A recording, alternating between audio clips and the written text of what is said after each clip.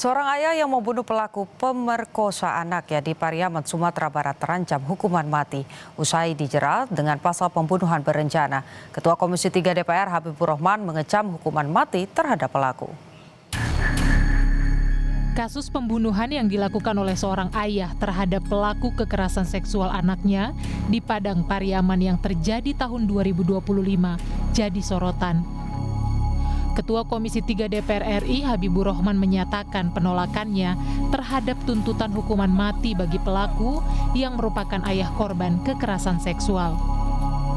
Habibur Rahman menilai polisi perlu menimbang aspek psikologis pelaku saat melakukan tindak pidana.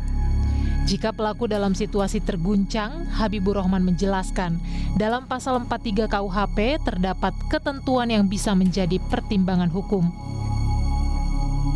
Tolak hukuman mati atau seumur hidup terhadap Pak Ede, dan Pak Ede harus mendapatkan keadilan. Walaupun perbuatan membunuh tidak dapat dibenarkan, tapi harus juga didalami situasi yang menyebabkan Pak Ede melakukan pembunuhan, yaitu situasi yang terguncang mengetahui anaknya menjadi korban kekerasan seksual selama bertahun-tahun oleh F. Bahkan jika nanti terbukti Pak Ede melakukan pembelaan terpaksa yang melampaui batas yang langsung disebabkan keguncangan jiwa yang hebat, maka berdasarkan pasal 43 KUHP baru, terhadap Pak Ede tidak dapat dikenakan pidana.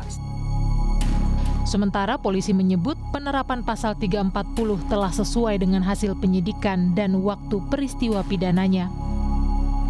Kapolres Pariaman AKBP Andrea Naldo bilang penerapan pasal 43 KUHP tak bisa diterapkan karena baru berlaku tahun 2026. Ternyata pelaku utamanya adalah yang juga ayah angkatnya yang ikut melapor juga. Sehingga ayah kandung setelah mengetahui timbullah emosi. Namun ini bukan emosi yang pada saat itu dilakukan perbuatan pembunuhan. Dan ini berbeda waktu. Pada saat diketahui itu sekitar siang menjelang sore, dan perbuatan pembunuhan dilakukan di malam hari.